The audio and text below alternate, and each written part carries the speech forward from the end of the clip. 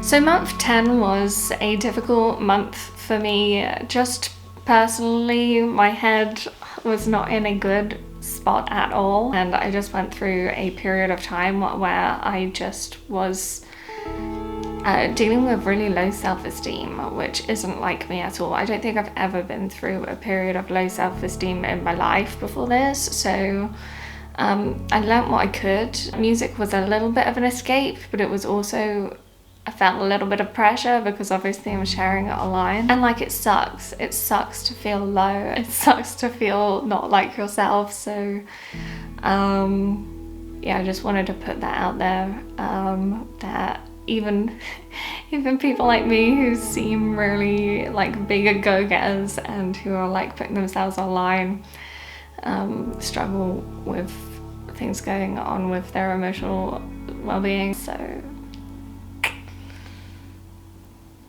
sending love if you're going through something similar. I started month 10 at the very beginning of level 7 on Fender Play. So level 7 is the final level in the pathway that I'm on. So I kind of wanted to get at least halfway through, if not to the end. I didn't get through the end, I got pretty much halfway through.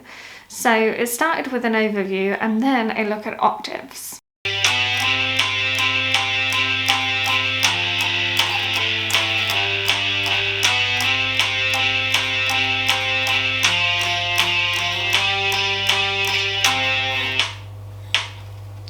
The hardest part of this is missing out a string to get that octave sound. Like, you have to actively mute one of the strings, an in-between string. So for this one, the octave is there, but this string in between is muted to get that sound. Actively muting that without pressing down too hard, without missing it. And hitting the correct string with like my pinky, and also strumming enough strings so that you actually hit that next one. Bit of a challenge.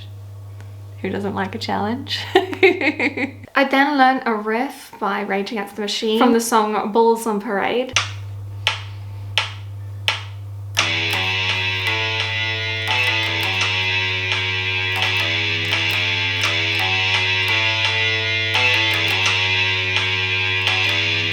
I was then walked through a new warm-up activity, which honestly I think sounded really bad, but I'm hoping it will help with stretching my fingers a little bit more.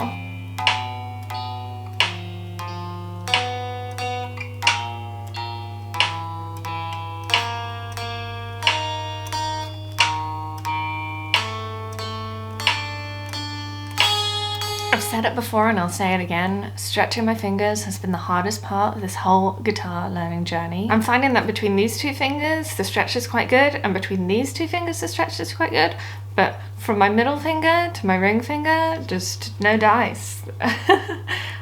Oh, just that. Oh my gosh, it just feels so much harder than everything else.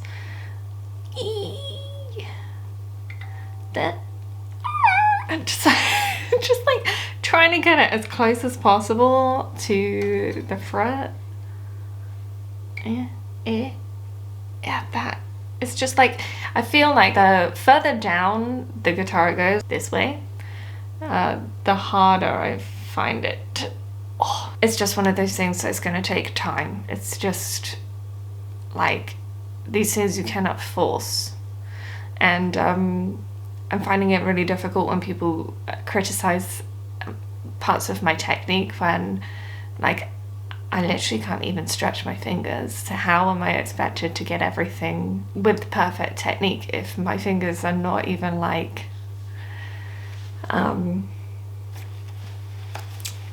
if my fingers can't even make the stretches to make the notes ring out, you know, one thing at a time. So there was then a couple of lessons on the A string root bar chords, which I found pretty simple because I've been working these things out without knowing what they're called for a little while now, so.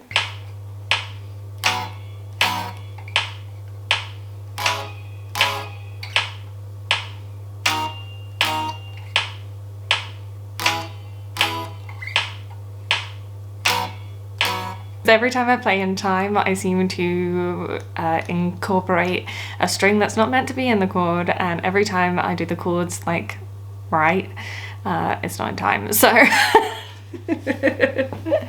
that's something to work on. But yeah, I really enjoyed that, mainly because I found that easy, and I like doing things that I find easy. But the more you learn, the more you find easy, right? The next thing was to learn a simplified version of Pink Floyd's Comfortably Numb. It was quite a long lesson, but over the last couple of years I've been getting into Pink Floyd, so it was fun to be able to play along to a song that I know and love.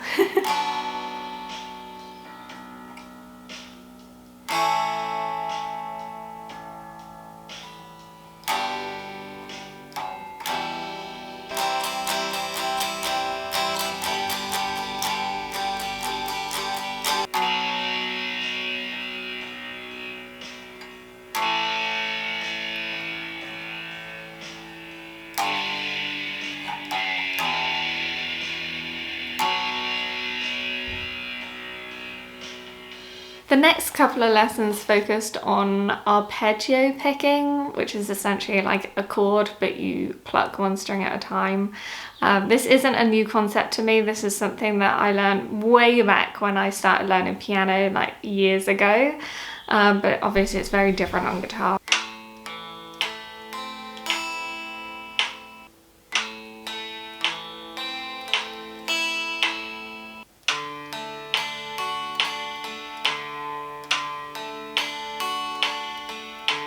And in true Fender Plays style, this arpeggio lesson was put into practice in the context of a real world song. So I learned the intro riff to Feeling Okay by Best Coast.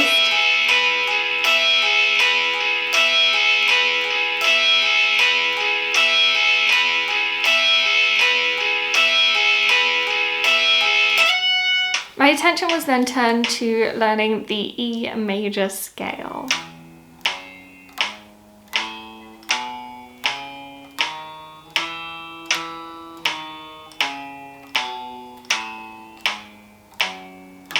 And this E major scale was again put into practice within a riff. The riff that I learnt was Pills by St. Vincent, along with some chords in that song as well. And I don't know that song, but I found it really fun to play.